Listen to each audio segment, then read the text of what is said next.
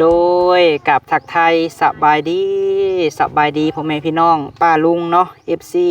สุขุสุคนเด้อพี่น้องเด้อเนาะพบพ่อกับบ่าวพามีอีกแล้วพี่น้องเอ้ยเอาพบพ่อกันช่วงบรรยากาศค่อยค่ำยามแรงพี่น้องเอ้ยทางบ่าวพามีได้ซื้อดินมาเนาะพี่น้องเนาะซื้อดินเพราะว่าตอนนี้กำลังได้หารถแหละพี่น้องเลยเนาะทมเบิดนี่ประมาณ10ปลายพอแหละพี่น้องเลยเพราะว่ารถหนึ่ง350,000เพิ่นรุดไถพร้อมพี่น้องเลยเนาะตอนนี้ฮะก็ได้หารถเนาะจึงได้ก็ขอบบุญขอบคุณทางแม่ใจดีเด้อเนาะพี่น้องเนาะแม่ใจดีอยู่ทางต่างประเทศพุ่นแหละพี่น้องเอ้ยเพิ่นได้สดซอยเข้ามาเนาะเรื่องดินก็งามอยู่พี่น้องเอ้ยเนาะเป็นดินแดงดินที่ว่ามันเจ็บเนาะแล้วก็ได้หารถตอนนี้ก็ได้จะถาเพิ่นมาเพิ่นสิไทยให้พร้อมพี่น้องเอ้ยนี่เนาะเดี๋ยวเขาสิถาเพิ่นมาอีกก่อนมาเบิ่งว่าซีเมนต์บ่15รถคือสร้างเพิ่นว่าอาจจะประมาณ16-17ปุ่นแหละพี่น้องเอ้ยเพราะว่ารถอันกลางๆเนาะโดยจะถาเพิ่นมาส่งให้ก่อนอย่างไรก็ดีใจพี่น้องเอ้ยเนาะได้รับข่าวดีจากแม่บิ่งพ่อเพชรเนาะเพิ่นน่ะสิเข้าไฟให้คันเฮามีน้ำบ่พอมีน้ำก็สิโป้มน้ำใส่ให้มันแจ็บพี่น้องเอ้ยโดยเนาะรถ1,350,000ท่านนี้ก็ลุบได้ดินบ่พอมีพี่น้องเอ้ยหลายทานเพิ่นก็คอมเมนต์บอกเพิ่นว่าบ่พอมีเอ้ยเพิ่นว่าให้เฮ็ดสูงเนี่ยเด้อเพิ่นว่าแอวเฮือนแอวซานเพราะว่าอนาคตข้างหน้านี่ย่านหมู่มาน้ำลังแล้วเพิ่นสิคูนดินแหละน้ำน่ะสิมาโฮมน้ำดินเฮาพี่น้องเอ้ยเพิ่นว่าเนาะก็ขอบบุญขอบคุณที่ว่าเพิ่นแนะนำแต่สิ่งดีๆเข้ามาพี่น้องเอ้ยถ้าเพิ่นเอามาอีกก่อนเนาะเดี๋ยวจังสิถ่ายให้เบิ่งเล็กนี่เพิ่นก็เอาไว้เทคานนี่แหละพี่น้องเอ้ยเพราะว่าอันนี้แบบคานพี่น้องเอ้ยป้อเนาะ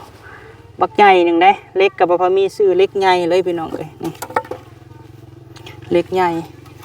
คานไอ้รถเป็นคนลงมือ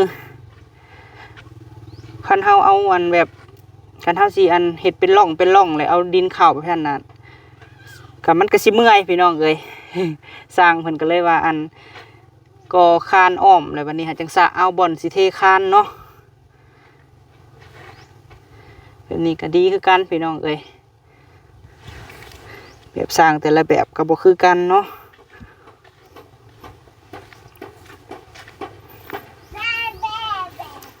ต่อไม้ทมแล้วพี่น้องเอ้ยที่เฮาขุดมื้อนั้นนะเนาะถ่ายให้เบิ่งว่าขุดตอนี่ทมเรียบร้อยน้องเคยเพิ่นอันคนดินมาทมกำลังได้หารถเนาะเดี๋ยวเบิ่งตอนจักหน่อยเพิ่นมาอีกพี่น้องเอ้ยเนาะว่าจักรถจังสิพ่อเนาะว่าแม่นบ่15หรือสิกลัวพี่น้องเอ้ยเอาพี่น้องเอ้ยเนาะมาแล้วรถที่6เนาะ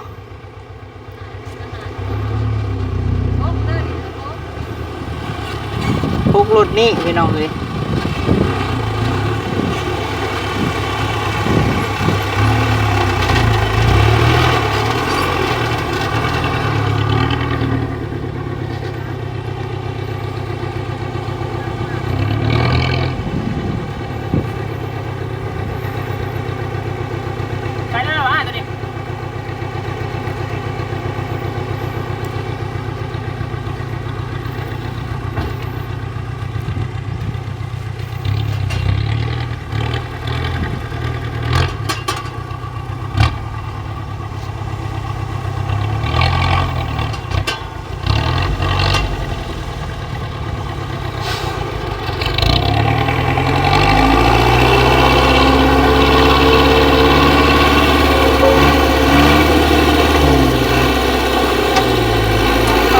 ดินงามดีพี่น้องเลย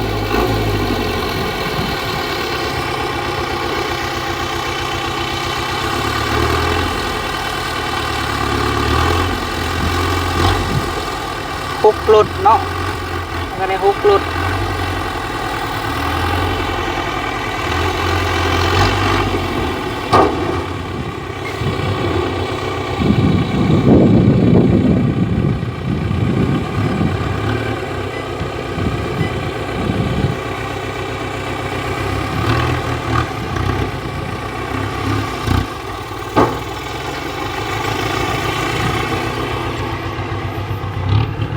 อมีหาเก็บออกได้พี่น้องเอ้ยเนาะเพราะว่านี่ดินน่ะงามพี่น้องเอ้ยสิซื้อมาถมข้างมันอยู่พี่น้องเอ้ยปลูกผักปลูกหยังก็คือสิงามบ่พอมีว่าพี่น้องเอ้ยไปว่างามเฮาปลูกผักงามอยู่บ่พี่น้องดินแบบนี้เนาะแสลมมาพี่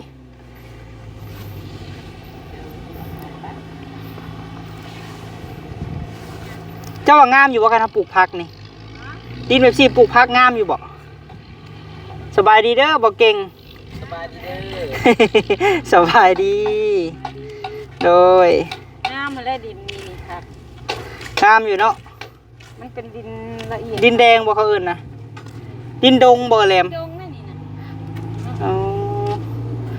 ดง น้องสาว มาอีกแล้ว ตาตีรถไม้เลยเจ็ดรถตัวนี้เด้อล่ะเด้อ สบายดี โดยสบายดี เสียหักเบอร์ใหม่ ไม้ไว้แล้วบ่ หักเป็นป้ายขาว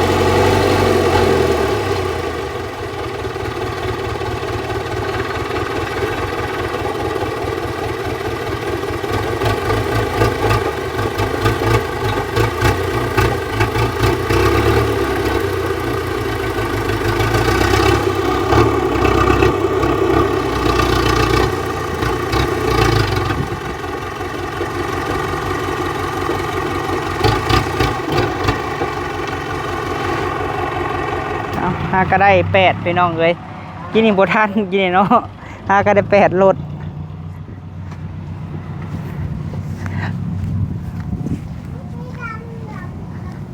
โอ้8รถ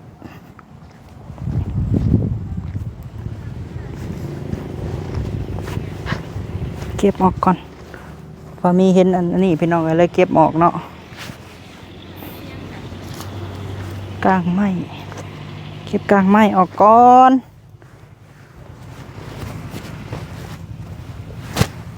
เก็บออกก่อนเด้อ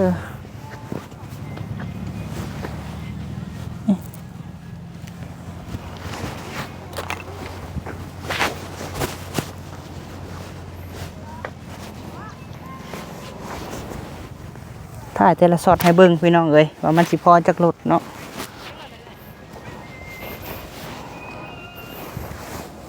เอาพี่น้องเอ้ยเนาะมารถที่9พี่น้องเอ้ยโดยเอาสิถ่ายให้เบิ่งอีกก่อนเด้อพี่น้องเอ้ยผู้แหละเพิ่นจนเพิ่นแล้วผู้บัดนี้หาสิถ่ายให้เบิ่งอีกเนาะนี่มารถที่9แล้วพี่น้องเอ้ย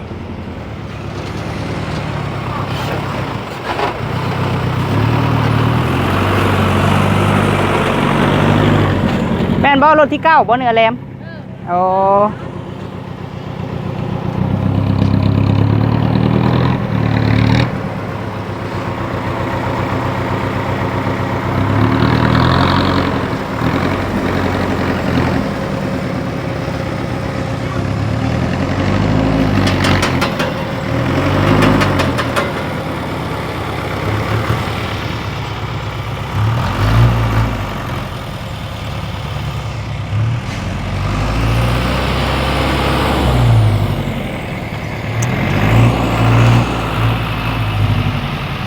คือเสียงรถไทยมาแม่นบ่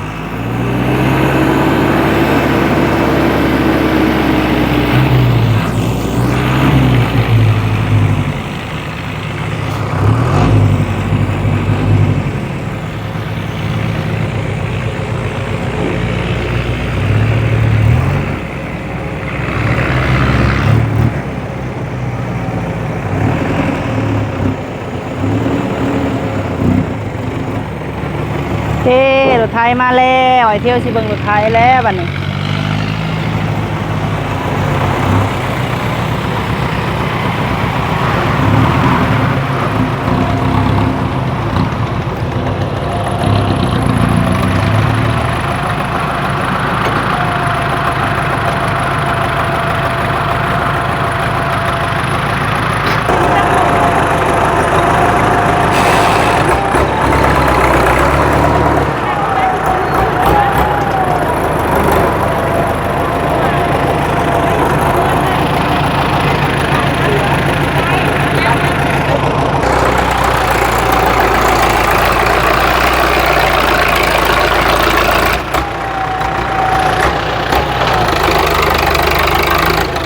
เพราะว่าทางไอ้สร้างรถเพิ่นว่าให้เพิ่นไทยรถพี่น้องเนาะเอาเพียง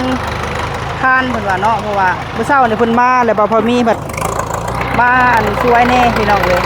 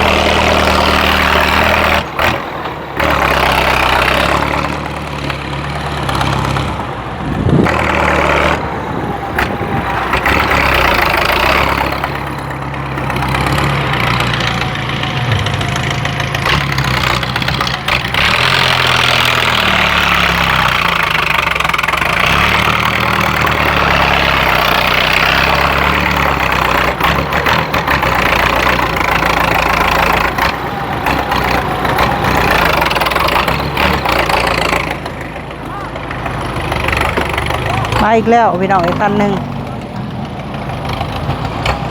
รีเป็น10 รถบัดนี้เนาะ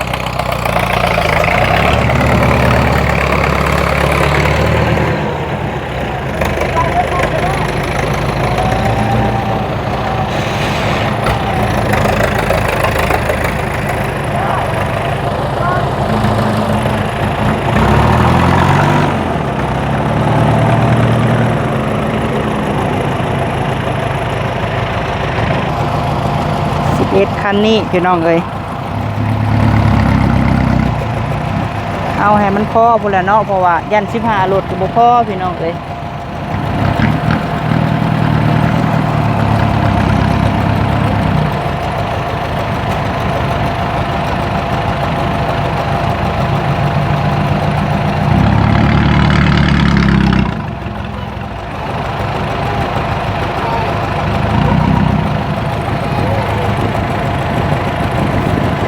ที่รถคืออ่อนวะเนาะทางหลังนี่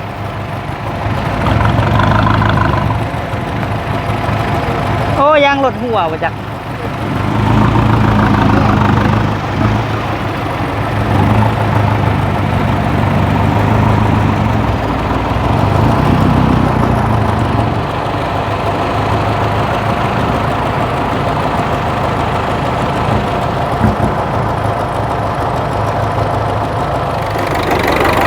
ถ้าก็ได้13รถพี่น้องเอ้ยเนาะบ้านนี้คำแล้วบาทนี้13รถ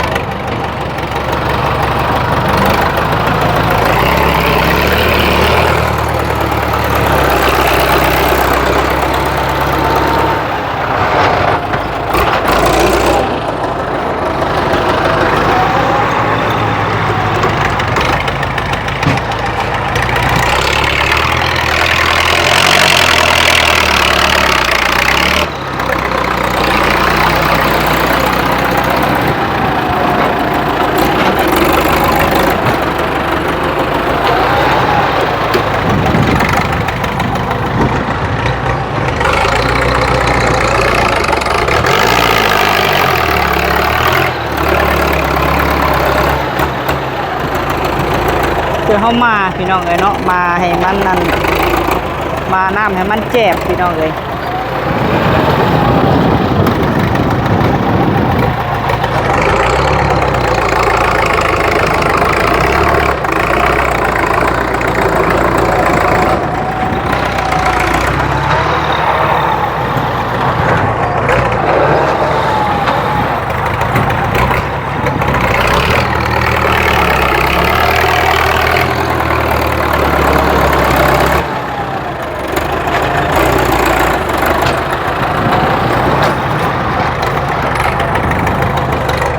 เนาะจนคำพี่น้องเลย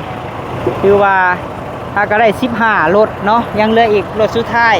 พอดีเป็น16รถพี่น้องเลยแต่ก็ยังบ่พอมื้อนี้มันคำก่อน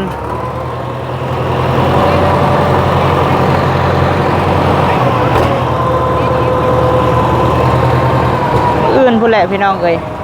มื้อนี้ฮะก็ได้16รถรถสิมานี่แหละพอดี16เนาะคำแล้วบ้านนี้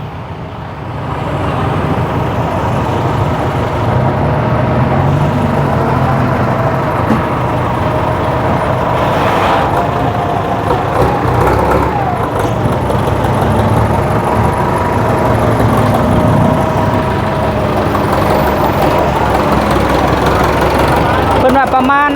18รถพี่น้องเนาะคือสิพอ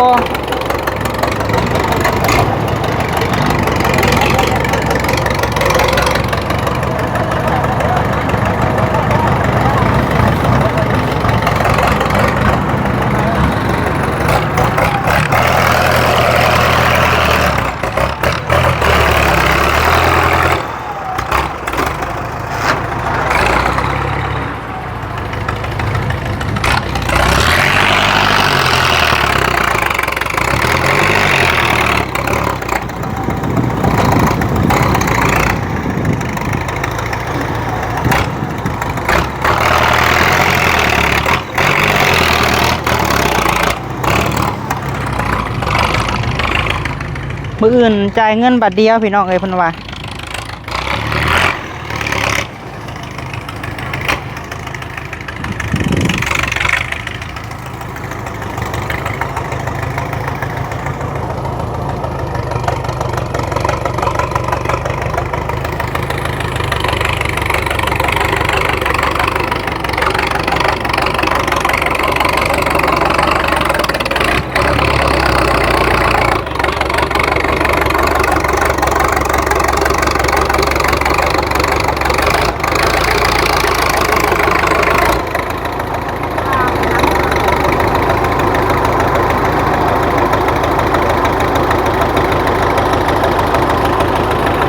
น่ะจะฝากรถไว้อยู่พี่แหละพี่น้องเอ้ยเนาะเพราะว่าเขาละตีนอนพี่มื้อแรง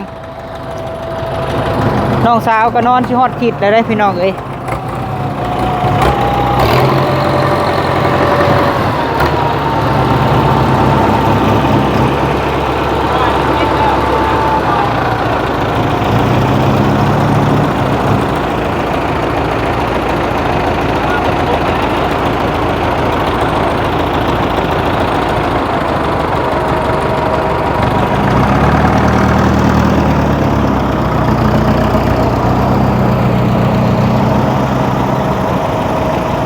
พอดีมืออื่นก็ยังอีกห้องละรถเนาะห้องนี้ก็พอดีพ่อพี่น้องเอ้ย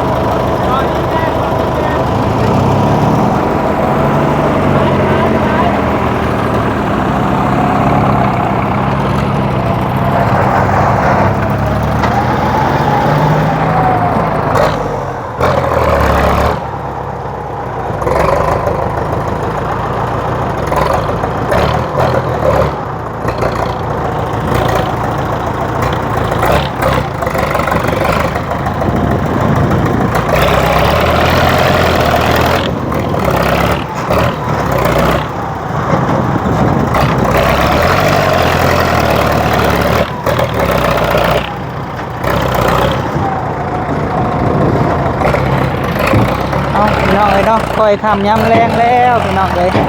ไปว่าพอนี้ก็สิได้ขอจบคลิปก่อนพี่น้องเอ้ยเดียวพบพ่อกันมื้ออื่นเนาะ